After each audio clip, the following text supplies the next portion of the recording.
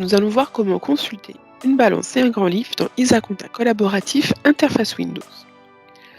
La consultation se retrouve dans le ruban Accueil, Consultation ou dans le ruban Comptabilité, Consultation. Nous retrouvons la partie Balance permettant d'afficher la balance générale, la balance fournisseur, la balance client et la balance de révision. Nous avons ensuite le grand livre et les journaux. Les journaux permettent de définir soit une consultation d'un journal précis ou la visibilité du nombre de réécritures par journal. Vous avez aussi la possibilité dans la partie consultation de faire une recherche d'écriture par rapport à des critères bien précis. Nous allons rentrer dans la balance. Cette balance s'affiche avec une vue prédéfinie que vous pouvez modifier lorsque vous avez changé des filtres, affiché des colonnes complémentaires, simplement en cliquant sur le bouton enregistrer à ce niveau-là. Ensuite, cette consultation se décompose en plusieurs parties. Nous avons une première partie permettant de déterminer des filtres qu'on va déployer avec le bouton flèche qui se trouve tout à gauche. On retrouve l'onglet Général permettant de définir la date ainsi que la période de travail grâce à ce bouton. La période de travail permet de voir la période de référence P que vous allez présélectionner, dans mon cas 2019, ainsi que P-1, P-2, P-3 et ainsi de suite. Attention, si vous souhaitez avoir les valeurs des périodes P-2, P-3, dans mon cas, il faudra bien que je coche les infos pour pouvoir afficher les colonnes et avoir des résultats à l'intérieur de ces colonnes. Ensuite, autre filtre possible, les comptes, mais aussi le type de balance que je souhaite afficher, balance générale, par cycle ou par classe, et si je souhaite afficher les comptes auxiliaires détaillés ou pas. Dans mon cas, ils ne sont pas détaillés, donc tout est regroupé dans un compte qu'on appelle collectif. Si on regarde, le 401 000 est fournisseur collectif, le 411 000 est client collectif. Nous avons d'autres filtres possibles. Dans détail, il vous est possible de faire des filtres sur le solde, les cumuls ou les écarts entre solde fiscal et gestion. Et dans l'onglet variation, il vous est possible de faire ressortir les comptes qui ont une variation en pourcentage ou en valeur par rapport à un montant minimum et maximum que vous allez définir. N'oubliez surtout pas, lorsque vous avez réalisé un filtre dans ces trois onglets, à cliquer sur le bouton Appliquer pour qu'il s'applique dans le résultat en bas de l'écran. Autre élément, vous avez la partie filtre plutôt générale qui permet de déterminer si vous souhaitez avoir les comptes mouvementés, non mouvementés ou tous les comptes. Vous avez aussi la possibilité de voir les comptes visés ou pas, les comptes avec une position débiteur ou créditeur ou les comptes soldés ou non soldés. Cette grille de consultation est, comme j'ai pu vous l'indiquer tout à l'heure, liée à la vue qui est affichée à l'écran. Cette vue peut être personnalisée en simplement cliquant sur les trois petits points que vous retrouvez à droite et en cliquant sur Paramétrage, vous allez pouvoir ajouter ou retirer des colonnes que vous souhaitez visualiser ou non.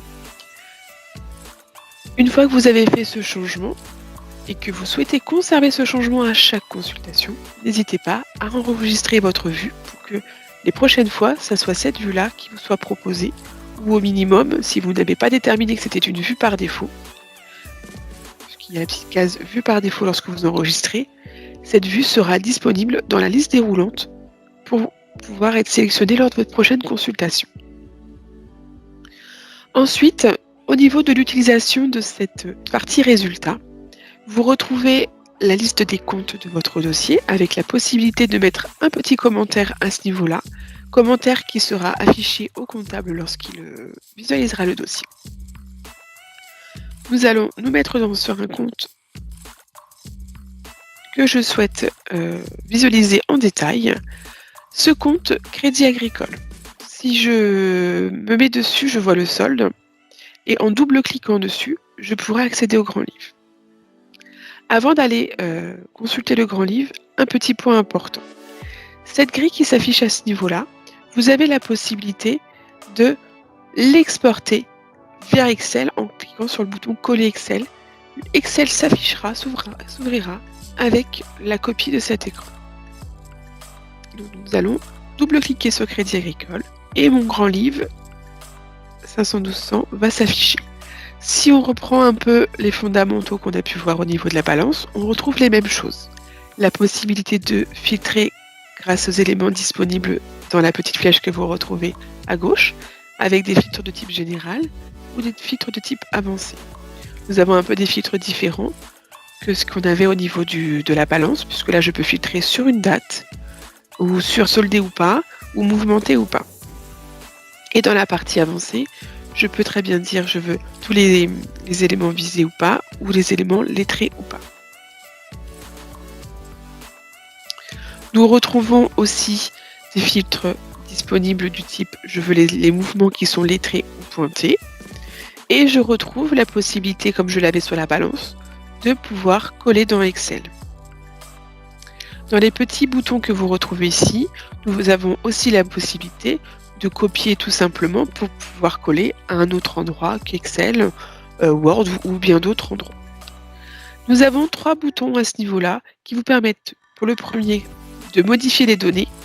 Seuls les éléments modifiables en lot vont se retrouver affichés pour pouvoir faire des modifications. Dans mon cas, par exemple, je pourrais modifier le libellé mouvement assez simplement sans être obligé de rentrer dans l'écriture comptable pour réaliser la modification. Il m'est aussi possible d'afficher les commentaires dans le bas de l'écran et il m'est aussi possible d'inclure les journaux extra-comptables dans cette visualisation. Par défaut, je n'ai que les journaux fiscaux qui sont disponibles. Dans cet écran, je retrouve la possibilité, via le ruban, de pouvoir faire des virements de compte, des duplications ou des sections d'écriture, et la possibilité aussi de viser le compte. Si je double-clique sur une des lignes, j'arrive sur l'écriture comptable, avec la possibilité de modifier cette écriture, ou simplement de la dupliquer, ou de réaliser un modèle d'écriture pour mes prochaines saisies.